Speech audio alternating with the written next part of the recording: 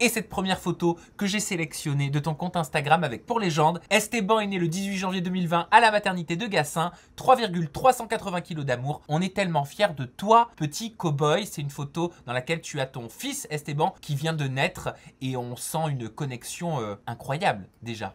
Ah bah ça c'est sûr, hein, c'est formidable l'aventure d'être maman quoi. C'est tout nouveau, c'est pas facile tous les jours, mais on l'attendait avec impatience ce petit bout. Pourquoi Esteban? Qu'est-ce que ça a changé en toi? Est-ce que ça a changé des choses en toi, en la femme que tu es? Ah bah bien sûr. Après, alors c'est Esteban qu'on dit. Esteban, pardon. Esteban, pas de souci. Du coup, c'est vrai, on apprend à devenir parent. Je pensais pas être prête. Je pense que après, c'est lui qui nous fait devenir prêts, hein, mon chéri et moi. Et c'est vrai que du coup, on est plus posé, plus responsable. Il y a plein de choses qui changent. Je pense que c'est l'instinct, mais plein de choses qui changent et c'est super. Ensuite, j'ai sélectionné, mais on va revenir hein, surtout. Hein. Pour l'instant, on passe en revue Ça les photos marche. Instagram. Après, on rentre dans le détail. J'ai sélectionné cette photo. Tu as toujours avec ton petit bout de chou et tu as mis en légende bientôt 2 mois mon trésor. Ça passe tellement vite et en même temps, c'est dur. Dur d'avoir constamment peur que tu arrêtes de respirer dans ton sommeil. Dur de se foutre le nôtre en l'air, lol. De ne presque pas avoir le temps de prendre une douche. De s'habituer à ce nouveau corps qui a porté la vie. Dur d'être constamment inquiète, de te voir pleurer. On se sent tellement débordé, souvent. Mais tu es le plus beau cadeau du monde. Entier petit ange. J'ai cru comprendre en travaillant cette ITV que tu avais traversé des moments difficiles.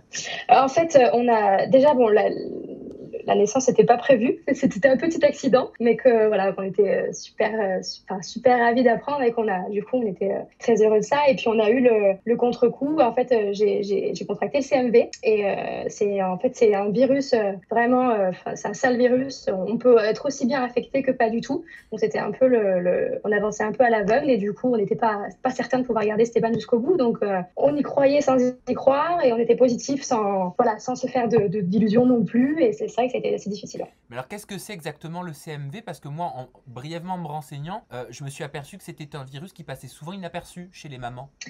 C'est ça. En fait, moi, j'ai été asymptomatique. C'est un peu comme le coronavirus. Soit on se fait fracasser par le virus, soit on n'a rien du tout. Et on peut le transmettre à bébé quand on est enceinte, en fait. Sauf que le coronavirus, je crois que ça ne se transmet pas à bébé. Mais en tout cas, du coup, moi, j'ai pas eu de symptômes. Mais une personne de mon entourage, dans ma famille proche, l'a eu. Donc, le médecin a dit, s'il y a des femmes enceintes dans l'entourage, il faut se faire tester. Parce que ça peut être très grave pour le bébé. Donc, je me suis fait tester et j'étais positive. Et je l'ai chopé au premier trimestre. Et c'est la période la plus dangereuse pour le bébé quand on est enceinte. Et est-ce que tu sais, en fait, tu as dû te renseigner, comment est-ce que tu l'as chopé? Comment est-ce qu'on attrape ce virus?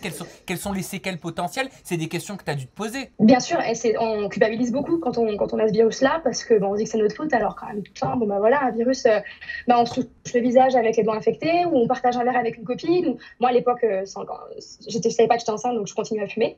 C'est pas bien. Du coup, j'ai arrêté dès que j'ai su que j'étais enceinte.